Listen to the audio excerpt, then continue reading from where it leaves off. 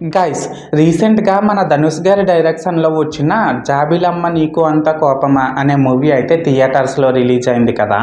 అయితే నేను ఆ మూవీని జస్ట్ ఇప్పుడే చూసి రావడం అయితే జరిగిందండి. సో ఈ వీడియోలో మనం ఏంటంటే అసలు ఆ మూవీ ఎలా ఉంది ఏంటి అనేది డిస్కస్ చేద్దాం, ఓకేనా. అయితే ఇక్కడ ఫస్ట్ ఆఫ్ ఆల్ ఈ మూవీలో స్పాయిలర్స్ లేకుండా బేసిక్గా స్టోరీ లైన్ ఏంటంటే గైస్, ప్రభు అనే అబ్బాయికి ప్రీతి అనే అమ్మాయితో మ్యారేజ్ అయితే సెట్ అవుతుంది. అండ్ అదే టైంలో ప్రభుకి తన ఎక్స్ గర్ల్ ఫ్రెండ్ నీలా నుంచి వెడ్డింగ్ ఇన్విటేషన్ అయితే వస్తుందన్నమాట. అయితే ఇక్కడ ఏంటంటే గైస్, అసలు ప్రీతి ఎవరు అండ్ ప్రభు నీలా ఎలా విడిపోయారు అండ్ ఆ తర్వాత అసలు ఏం జరిగింది ఏంటి అనేది మనం అయితే మూవీలో చూడాల్సి ఉంటుంది. సో మొత్తానికి అర్థమైంది కదా స్టోరీ లైన్ ఏంటి అనేది.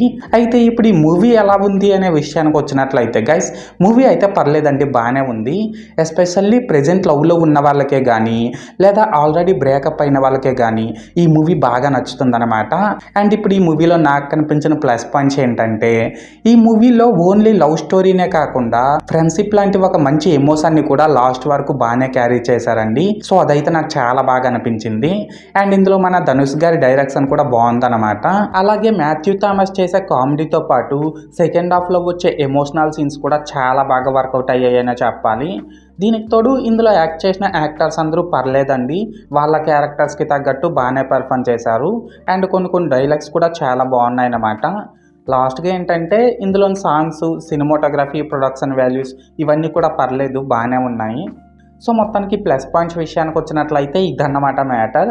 అండ్ ఇప్పుడు ఈ మూవీలో నాకు కనిపించిన మైనస్ పాయింట్స్ విషయానికి వచ్చినట్లయితే గైస్, ఈ మూవీలోని స్టోరీనే ఒక రొటీన్ స్టోరీ కావడం వల్ల మూవీలో నెక్స్ట్ ఏం జరగబోతుంది అనేది మనం ఈజీగానే గెస్ట్ చేసేయగలుగుతామన్నమాట. దీనికి తోడు ఇందులో స్టోరీ నెరేషన్ కూడా స్లోగా ఉండడం వల్ల మూవీ అయితే కొంచెం స్లో పేస్లోనే రన్ అవుతుందండి. అలాగే ఇందులో మెయిన్ లీడ్స్గా చేసిన అనిక అండ్ పవీస్ వీళ్ళిద్దరూ కూడా బాగానే పర్ఫామ్ చేసినప్పటికీ కూడా కొన్ని ఎమోషనల్ సీన్స్లో అయితే వీళ్ళ పెర్ఫార్మెన్స్ కొంచెం ఆర్టిఫిషియల్గా ఉంటుందన్నమాట. సో ఆ సీన్స్లో వీళ్ళు ఇంకొంచెం బెటర్గా పెర్ఫామ్ చేస్తుంటే బాగుండేదేమో అని అయితే నాకు అనిపించింది. లాస్ట్గా ఏంటంటే గైస్, ఈ మూవీకి తెలుగు డబ్బింగ్ కూడా సెట్ అవ్వలేదనే చెప్పాలి. అండ్ జీవి ప్రకాష్ గారు ఇచ్చిన బీజిఎం కూడా అంత ఎఫెక్ట్గా ఏం లేదన్నమాట. సో మొత్తానికి మైనస్ పాయింట్స్ విషయానికి వచ్చినట్లయితే ఇదన్నమాట మ్యాటర్. అయితే ఇక్కడ ఓవరాల్గా ఏంటంటే గైస్, ఈ జాబిలమ్మ నీకు అంత కోపమా మూవీ బాగుందా బాగాలేదనేసి అంటే మూవీ అయితే పర్లేదండి, బాగానే ఉంది.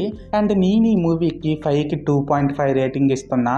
సో మీరు కూడా ఒకవేళ ముందే ఈ మూవీని చూసినట్లయితే మీరు ఈ మూవీకి ఎంత రేటింగ్ ఇస్తారో అది కామెంట్ సెక్షన్లో చెప్పేయండి, ఓకేనా. This is Lokesh signing out. జై హింద్.